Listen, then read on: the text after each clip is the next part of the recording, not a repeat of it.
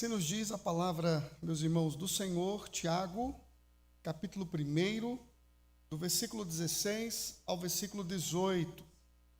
Não vos enganeis, meus amados irmãos, toda boa dádiva e todo dom perfeito são lá do alto, descendo do Pai das luzes, em quem não pode existir variação ou sombra de mudança.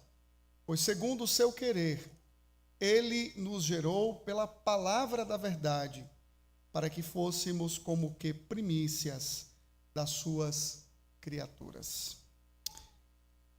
Que Deus nos abençoe, meus irmãos, por meio da sua palavra, que é santa, inspirada e infalível. Vamos orar neste momento, pedindo a direção do nosso Deus. Pai bondoso, na tua presença santa, majestosa, gloriosa, nos encontramos, não pelos nossos méritos, mas assegurados nos méritos de Cristo, nosso Senhor, que na cruz do Calvário se entregou por nós e nos conseguiu, ó Deus, o livre acesso à tua preciosa presença. Que privilégio para todos nós. Aqui neste culto já temos sido edificados, já temos externado diante do Senhor a gratidão do nosso coração, o louvor da nossa alma, pela tua obra bendita na pessoa do teu Filho. Louvado seja o teu nome, Senhor Deus. Mas nesta hora, a tua palavra foi lida com a finalidade de ser explicada. Por isso clamamos ao Senhor por iluminação, para que o Espírito do Senhor nos conceda o entendimento e para que esta verdade, ó Deus, seja aplicada ao nosso coração, a fim de sermos mais parecidos com Jesus Cristo, o nosso Senhor e Salvador. Fica, Deus, conosco e conceda-nos um entendimento que a nossa alma precisa para se deliciar na tua presença santa e gloriosa através da tua palavra bendita. Oramos em nome de Jesus Cristo, para a tua glória. Amém. Algum tempo atrás, eu li uma história acredito que conhecida de alguns de vocês, mas uma história interessante de uma equipe de botânicos que estavam fazendo uma sondagem numa região. E num precipício eles encontraram uma planta raríssima e eles não tinham como descer para pegar aquela planta para sua pesquisa. E um garoto nativo ali da região estava por perto.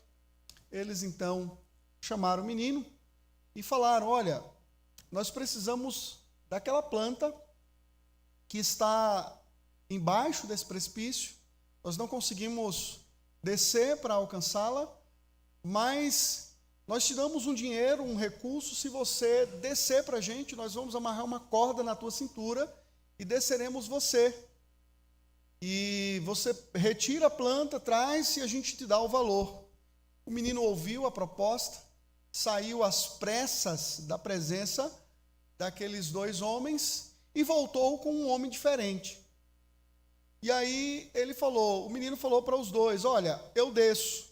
E o homem falou: olha, mas por que você vai descer com ele e não conosco?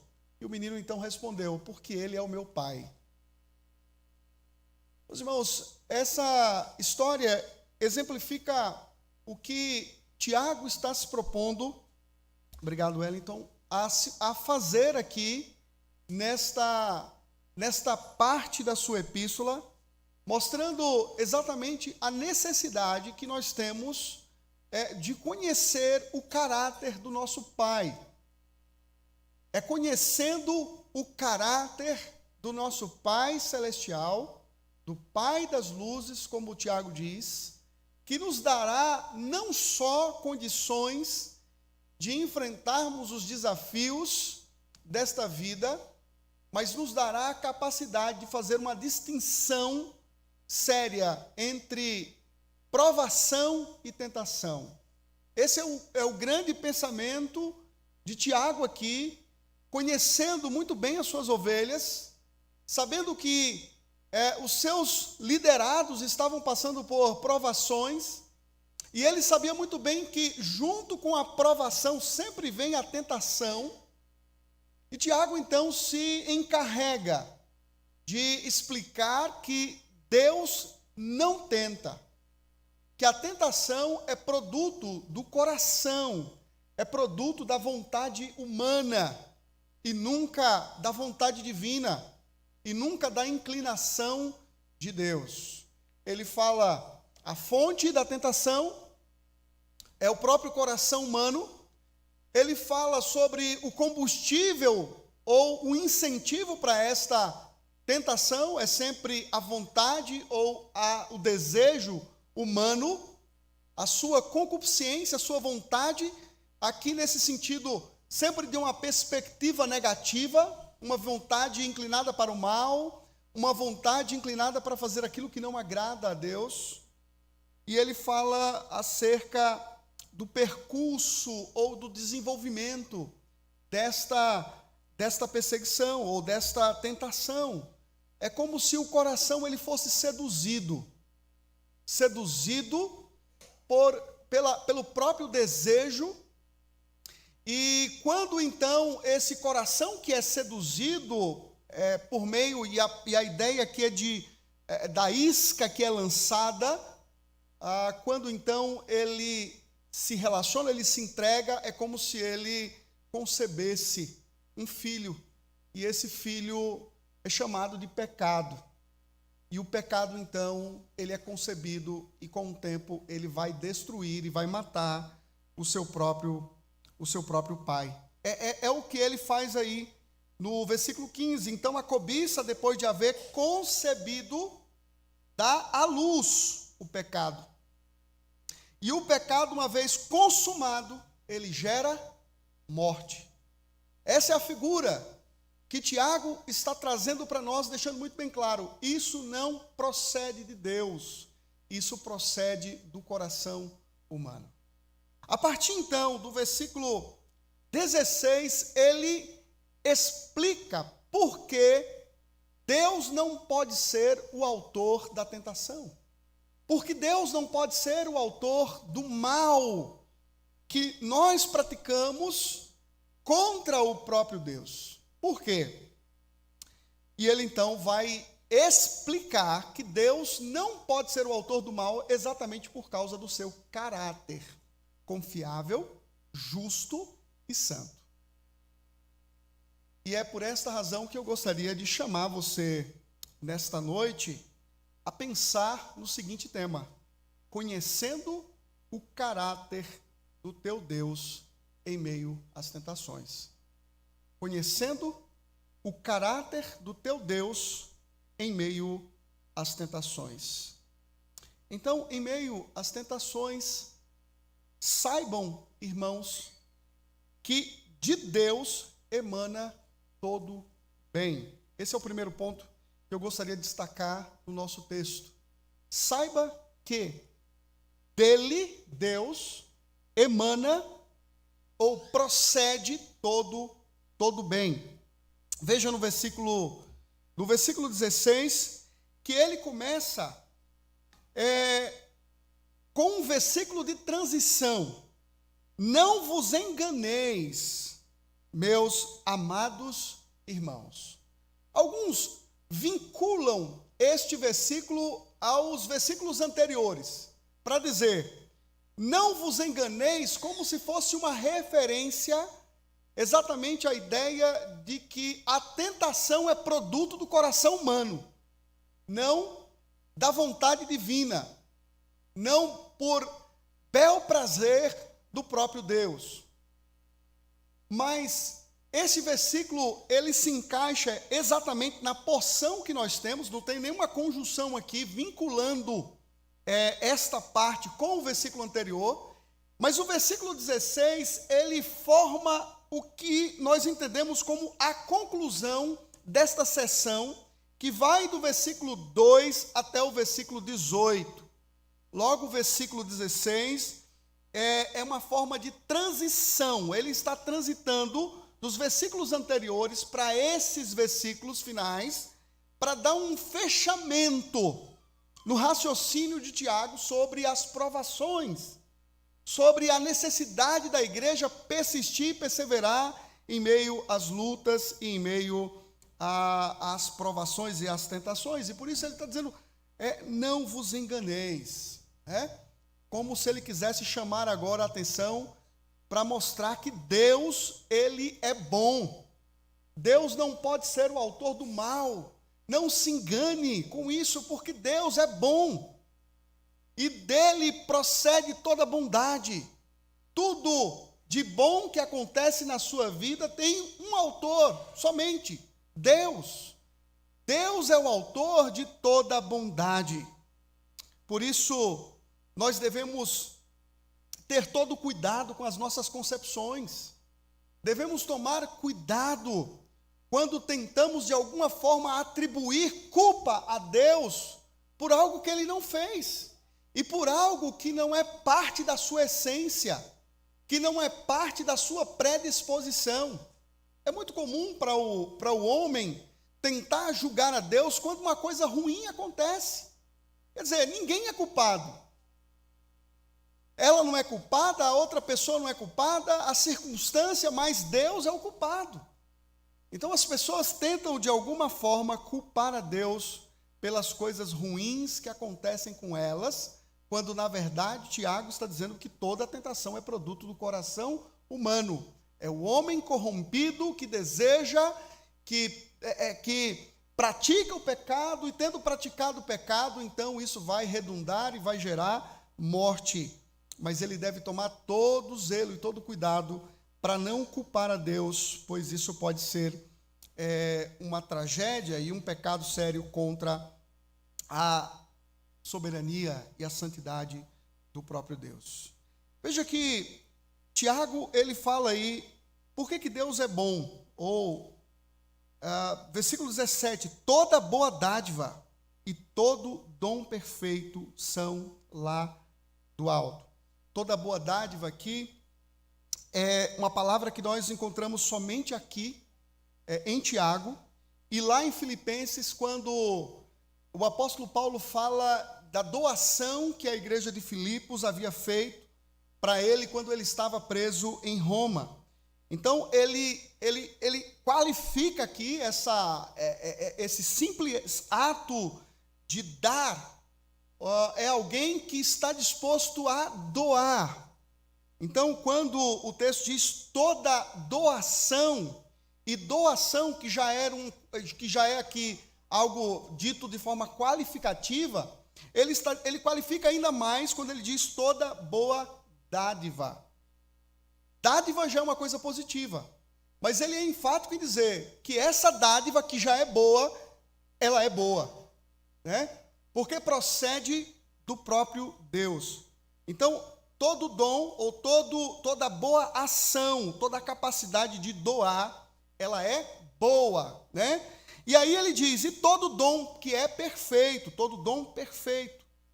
Agora aqui ele fala de presente. No primeiro, boa dádiva, ele fala da capacidade de doar, e no segundo ele fala da capacidade de presentear. Deus não só é aquele que dá, mas é aquele que presenteia. E o presente de Deus, ele é perfeito, ele é completo. Ele não é pela metade, pelo contrário. Deus doa, e Deus doa de forma perfeita, de forma completa. Então, percebe? Ele está qualificando ainda mais o boa e o dom. O boa, ou a dádiva, melhor dizendo, é boa. E o dom, ele é perfeito. E tudo isso procede de quem?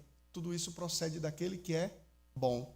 Por que Deus doa? E por que Deus presenteia? Porque Deus é bom. Tu és bom e fazes o bem. É a declaração do salmista no Salmo 119. Tu és bom e fazes o bem. E isso levará a compreender que Deus é bom mesmo quando ele passa por aflição, mesmo quando ele passa por adversidades, mesmo quando ele passa por lutas, porque ele compreende que Deus é a fonte de todo o bem. E que até mesmo as lutas e as adversidades que ele estava passando, era para o benefício dele, para o crescimento dele, para o aperfeiçoamento dele. Esta era a compreensão do salmista. E este é o entendimento que Tiago está transmitindo e comunicando aos seus, né? E por que tudo isso é bom e perfeito, meus irmãos? Porque procede lá do alto. Toda boa dádiva e todo dom perfeito são lá do alto, descendo do Pai das luzes, ou seja, descendo do Criador das luzes. A ideia de Pai das luzes aqui se remete exatamente para o primeiro capítulo de Gênesis, quando fala que Deus disse: haja luz. Deus é o Criador do sol, Deus é o Criador da lua, Deus é o Criador das estrelas, os grandes luzeiros. Reflete a criação de Deus, a soberania de Deus, o fato de Deus criar todas as coisas. Então, ele não só é luz, como ele próprio é o Senhor, o Criador, o Pai das luzes. É interessante porque o próprio Jó, no livro de Jó, diz o seguinte: acaso a chuva tem pai? Ou quem gera as gotas do orvalho? Mostrando exatamente que Deus é o Pai da chuva, Deus é o Pai da criação, Deus é o Pai das luzes, porque Ele é o Criador de todas as coisas. A compreensão dos povos daqueles dias, né, é que as próprias estrelas eram deuses, né? Eram deuses. O que Tiago está dizendo aqui, que Deus está acima de toda a sua criação, porque Ele é o Criador. Ele não é uma estrela, Ele não é um sol, Ele não é um astro, mas Ele é o autor de todos os astros. Ele é o Pai das luzes, e dele procede todo o bem. Se Deus é a fonte de todo o bem, por que muitas pessoas estão procurando, de alguma forma, a satisfação em iscas, que só prenderão a sua própria vida e produzirão coisas terríveis? Quão estúpido é para um homem ou para uma mulher correr atrás de anzóis, irmãos, e armadilhas. Quão estúpido é para o homem ser atraído por sua própria luxúria, por sua própria vontade corrompida, por seus próprios anseios, atrás de uma coisa que somente o Pai das luzes poderá conceder. Toda bondade, toda boa dádiva e todo dom perfeito procede de Deus. Então, nada nesta vida, por mais aparência, por mais que tenha uma aparência boa, de coisa produtiva, de coisa atrativa, nada disso poderá dar a você o que somente o Senhor Jesus Cristo pode dar. De Deus veio o seu próprio Filho, Jesus Cristo. Ele veio exatamente para que, através dele e da sua obra, todos tivéssemos vida e fôssemos salvos e fôssemos alcançados pela bondade de Deus que revela na sua graça em Jesus. Por que Deus é gracioso? Porque Deus dá a você o que você não merece. Porque Deus é misericordioso e deixa de dar a você o que você merecia. Porque Deus ama você eternamente, de forma eterna, com amor eterno, eu te amei e com benignidade eu te atraí. Por quê? Porque Ele é bom. Por que nós não somos consumidos? Porque Ele é bom, porque a sua misericórdia, as suas misericórdias são a causa de não sermos consumidos. Porque Deus ama, porque Deus é gracioso, porque Deus é misericordioso, porque Deus é paciente, porque Ele é bom. E a sua bondade se revela exatamente desta forma.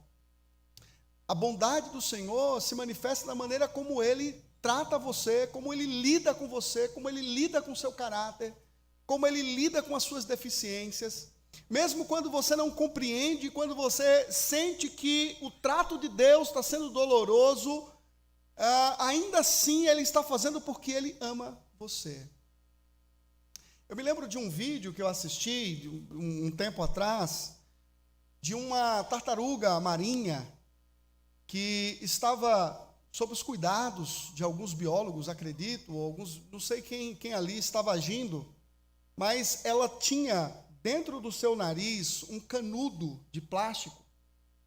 E enquanto as pessoas estavam tentando remover aquele canudo ali do nariz da tartaruga, e a gente ia assistindo aquele vídeo que demorou pelo menos uns 5 minutos, a gente acompanhava a agonia e o sofrimento daquela tartaruga. Que coisa terrível.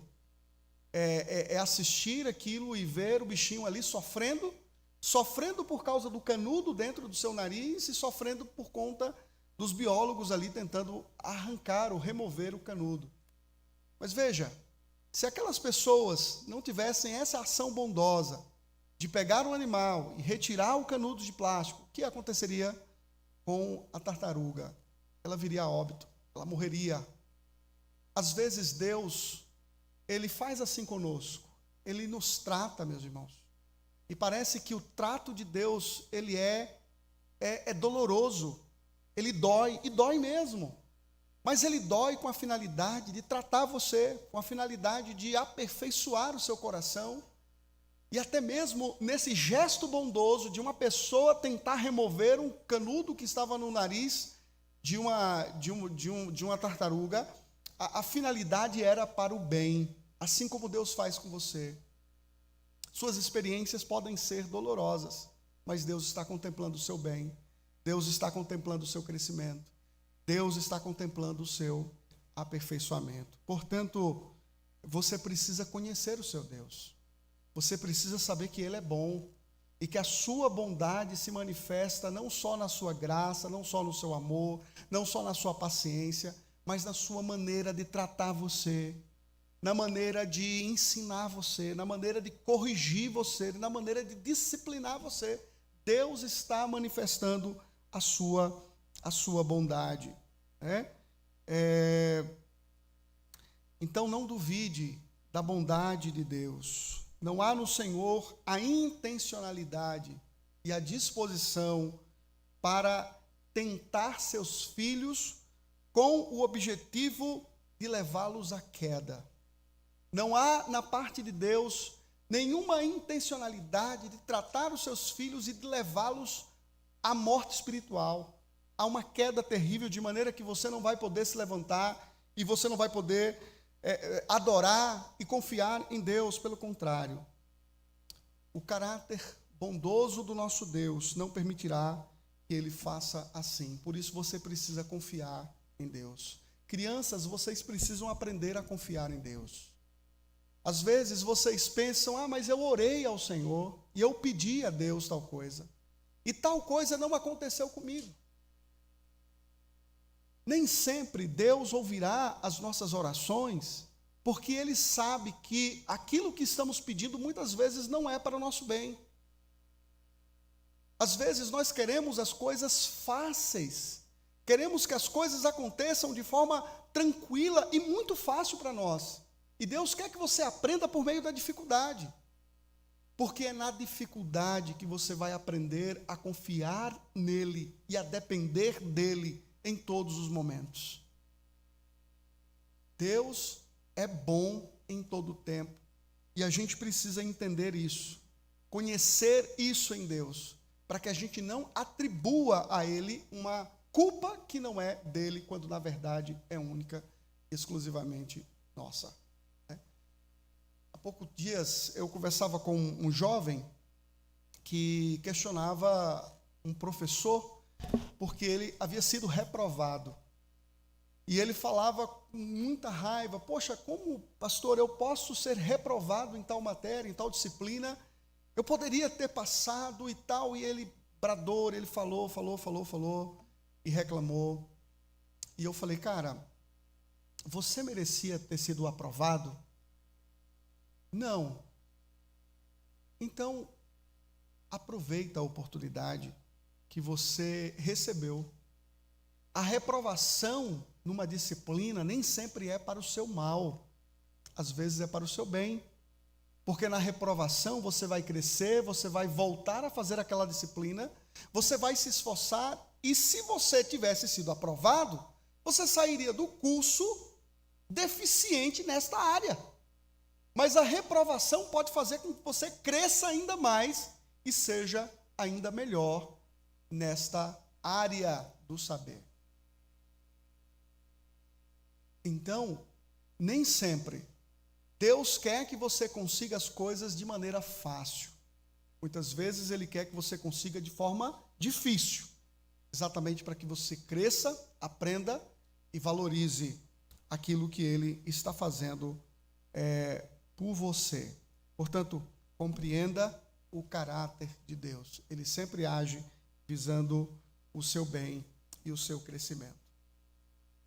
Mas um segundo ponto que eu gostaria de destacar aqui na nossa passagem, conhecendo o caráter do teu Deus em meio às tentações. Primeiro ponto, saibam que dele emana todo o bem. Segundo ponto, saibam que ele é imutável em seu ser. Primeiro ponto, dele emana todo o bem e ele é imutável em seu ser. Deus não muda. Veja, versículo 17 ainda. Toda boa dádiva e todo dom perfeito são lá do alto, descendo do Pai das luzes. Olha que interessante. Em quem não pode existir variação ou sombra de mudanças, né?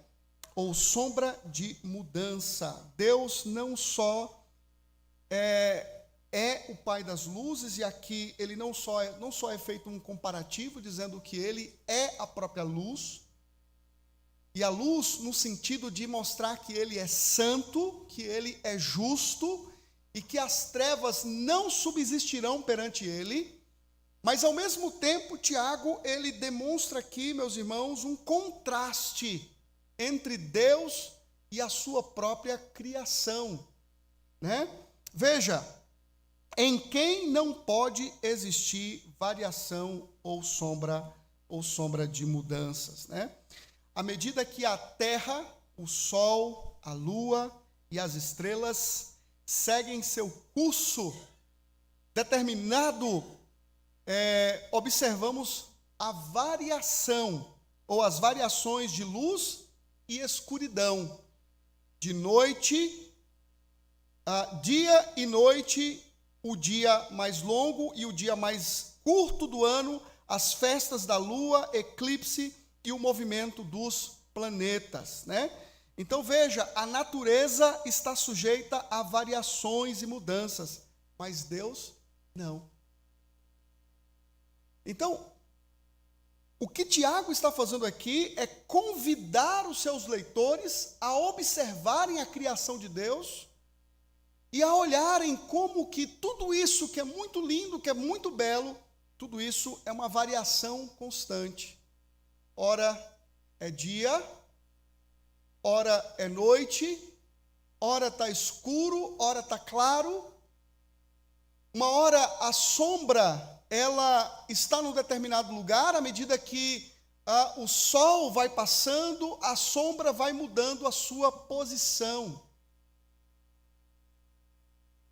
E nessa observação das variações dos astros, então Tiago está chamando a atenção do seu povo, dos seus leitores, para dizer: Deus é diferente.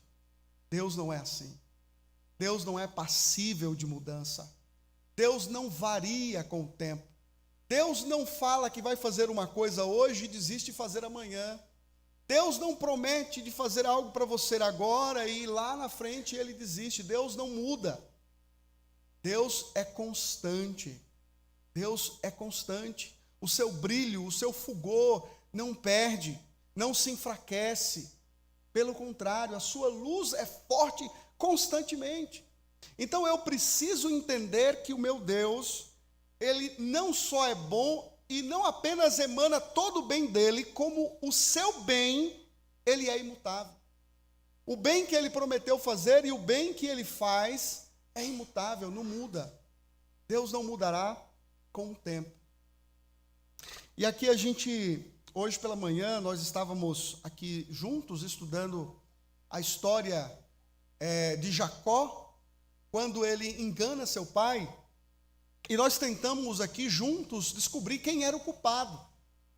Deus havia dito para Rebeca que o filho mais velho serviria o filho mais novo. Mas com o decorrer do tempo, Isaac de alguma forma tentou dar um jeitinho e mudar todo o percurso da bênção. Porque ele amava mais Esaú, ele queria abençoar a Esaú. Mas Rebeca, ouvindo da porta, foi lá, enganou seu marido com seu filho, e a bênção que ele queria dar a Esaú foi, de fato, aplicada a Jacó, como Deus havia prometido. Mas a gente consegue ver erros em Isaac, erros em Jacó, erros em Rebeca, erros gravíssimos em Esaú, que desprezou a sua primogenitura por conta de uma sopa de lentilhas. Conseguimos encontrar erros em Esaú ao se casar com as filhas de Hete. E logo em seguida encontramos erros quando ele abriga no coração um ódio consumado contra o seu irmão. E uma birra tremenda contra os seus pais, de maneira que ele se casa com mais 2 mulheres cananeias, apenas para ferir o sentimento dos seus próprios pais. Mas e Deus nessa história? Deus está ofendido com Isaac? Deus está ofendido com Jacó? Deus está ofendido com Rebeca? Ainda que eles tenham cometido erros seríssimos, Deus não aprovou o que eles fizeram, porque Deus é santo. Mas o propósito de Deus, ele não mudou, ele não foi alterado. A graça de Deus triunfou mesmo quando o homem merecia o mais duro juízo, o mais duro castigo. A graça de Deus, o propósito de Deus em manter uma descendência e trazer o seu filho Jesus à luz do mundo, para que através dele o homem fosse salvo, se manteve intacta. Esta promessa não mudou, porque Deus não muda, meu irmão. Você pode mudar na maneira como você trata com o seu filho, você pode prometer uma coisa para ele hoje, amanhã você pode negar o que você prometeu. Você pode dizer para ele hoje que ele merece, amanhã que ele não merece, mudar totalmente a tática, mas Deus não é assim. A bondade de Deus, ela não sofre variações com o tempo. Ela não se desgasta. Ela não perde a sua força. O que Deus prometeu hoje, Ele cumprirá amanhã, porque Ele é Deus, Ele é bom, e a sua bondade, ela não muda. Portanto, Deus não pode ser o autor do mal. Deus não pode ser o autor da tentação, daquilo que leva à sua queda, daquilo que leva à sua morte, daquilo que leva à sua ruína. Deus não pode ser. Por quê? Porque dele emana todo bem.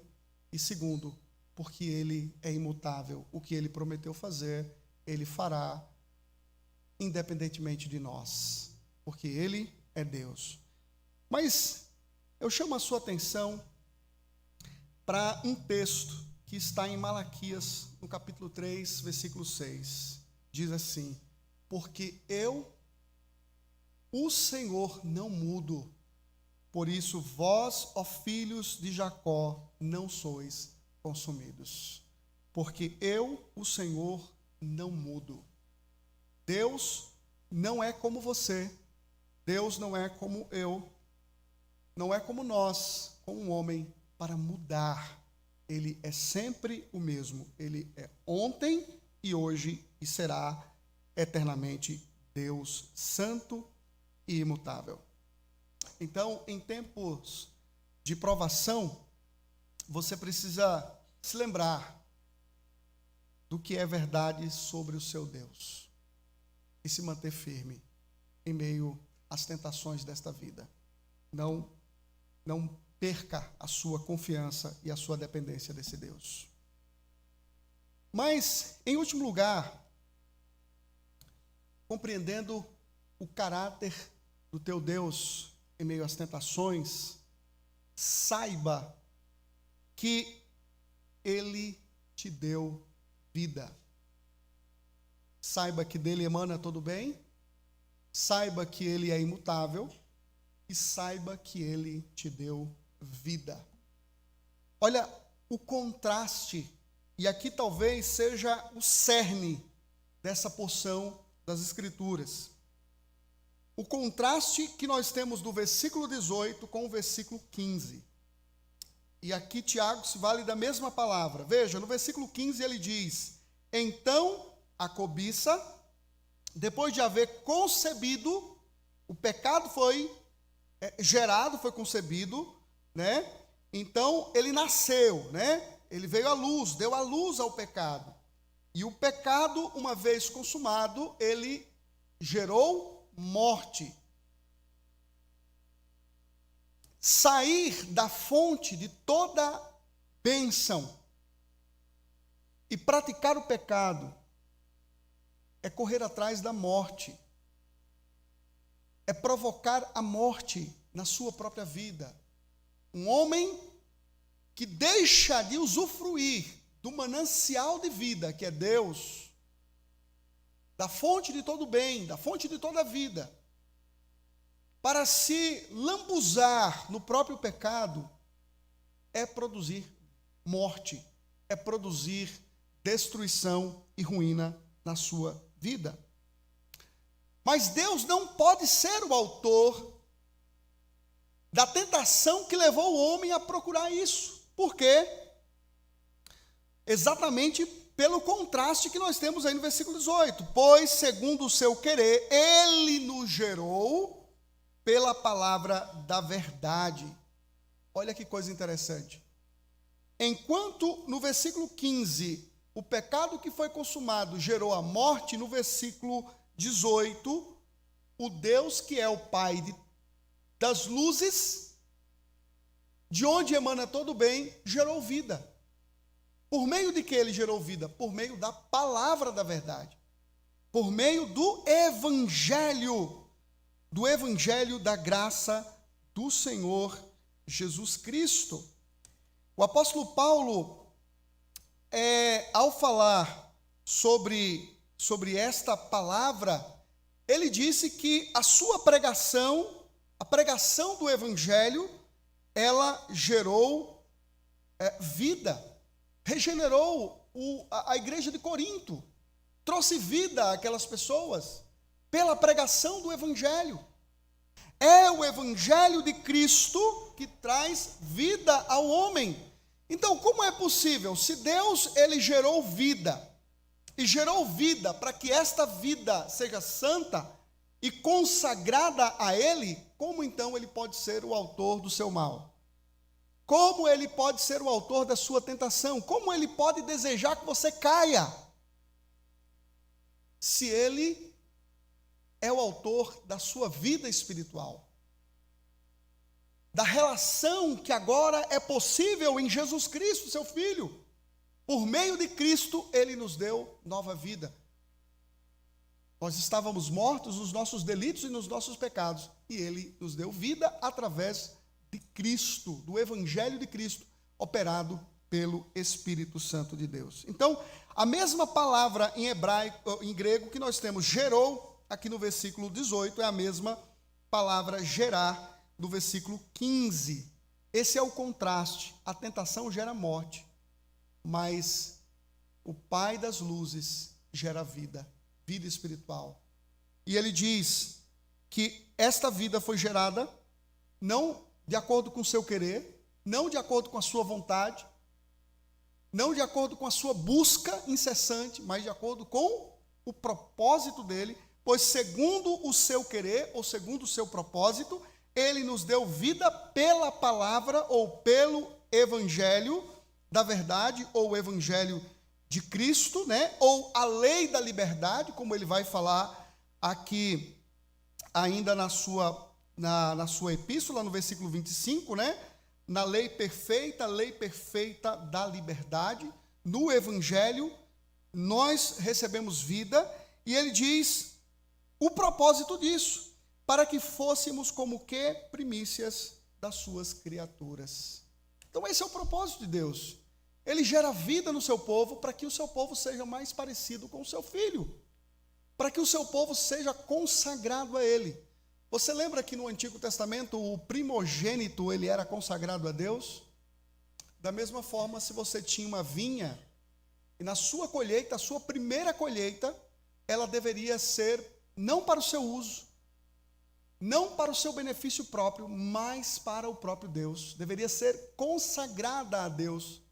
Aquela colheita deveria ser de Deus, pertenceria ao Senhor e não ao próprio homem. Então, este é o propósito de Deus ao nos tratar, para que sejamos dele, para que nos tornemos santos, assim como os primeiros frutos de uma colheita eram consagradas ao próprio Deus. Meus irmãos, devemos entender isso. Deus não tem a intenção de fazer o seu mal, de levar você ao pecado, mas Deus tem a intenção que você seja mais consagrado a Ele, que você seja mais santo, que você seja mais parecido com o Senhor Jesus. E muitas vezes, para que isso aconteça, Ele sim vai se valer das lutas desta vida, das adversidades. Muitas pessoas virão aos pés de Cristo, não por meio de uma pregação, mas às vezes por meio de uma tragédia, por meio de uma dificuldade. Martinho Lutero veio ao Senhor por meio de uma tempestade. João Calvino, por meio de uma imprecação. Que o Senhor amaldiçoe, disse Guilherme Farel a Calvino, que o Senhor amaldiçoe a tranquilidade que tu buscas dos teus estudos, enquanto há uma grande necessidade aqui em Genebra. Mas Lutero fez uma promessa quando quase foi atingido por uma tempestade. Muitas vezes o Senhor vai se valer desses recursos, da tragédia, das lutas, para que você compreenda que o lugar onde você deve estar é na presença dEle, é na presença do Senhor.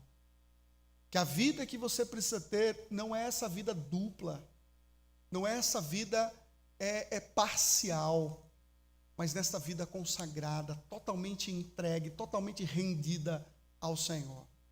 Porque Ele nos regenerou pela sua palavra, para que a nossa vida fosse como primícias da sua criação. Os primeiros frutos entregues e consagrados a Deus. Deus não quer que você viva para você mesmo, porque você não mais se pertence, você pertence a Ele. Ele quer que você viva tão somente para a glória dEle e para Ele. Conta que, certa feita, Agostinho, santo da Igreja do Senhor, um homem que foi o pai da igreja, um dos pais da igreja, Agostinho de Hipona, caminhava pelas ruas e uma prostituta o viu. E essa prostituta saiu atrás de Agostinho, chamando Agostinho, Agostinho. E enquanto aquela prostituta o chamava, quanto mais ela gritava, mais ele seguia o seu foco e seguia adiante. E no passado, antes da conversão, Agostinho teve uma vida de bebedice, de adultérios, uma vida promíscua. E aquela era uma das prostitutas as quais ele viveu antes da sua conversão. E então ela gritava, Agostinho, e quanto mais ela gritava, ele então seguia. E ela começou a chorar. E ela clamava, Agostinho, Agostinho. E então ela o agarrou pelo braço e disse, Agostinho, sou eu, Agostinho. Sou eu, a sua amante. Ao que ele respondeu: eu sei quem você é, mas não sou mais eu. Mas não sou mais eu. Em outras palavras, Cristo agora vive em mim. Eu não sou mais aquele mesmo homem. É exatamente isso que Deus fez conosco. Deus nos deu nova vida. Uma nova vida para vivermos para Ele. E para sermos mais semelhantes ao seu Filho. Para que isso aconteça, Ele se valerá das provações, mas nunca tentará você a cair. Nunca tentará você a abandoná-lo. Nunca tentará você a blasfemar contra Ele. Nunca tentará você a se distanciar dEle, a se esfriar dEle, a rejeitá-lo, a não amá-lo mais, a não desejá-lo mais. Ele nunca fará isso. Pelo contrário, Ele irá até as últimas consequências para que você o ame mais, para que você o busque mais, para que você o deseje mais, para que você viva mais para Ele, para que você seja mais e mais um homem e uma mulher de oração. É isso que Deus quer. E Ele fará tudo o que Ele quer fazer para que você seja o homem, a mulher, a criança, o adolescente, o jovem, mais parecido com o seu Filho, Jesus Cristo. Meus irmãos, que o Senhor nos abençoe e que o Senhor, na sua grande pedagogia, nos transforme a cada dia à semelhança de Jesus Cristo. Mesmo que para isso a sua tática e a sua metodologia doa e nos machuque. Porque nós sabemos que até mesmo quando isso acontece, é para o nosso benefício, para o nosso crescimento. Que Deus nos ajude. Amém. Eu queria cantar com vocês um cântico. Vem, derrama a paz, em resposta ao que acabamos de ouvir. De Deus emana todo bem.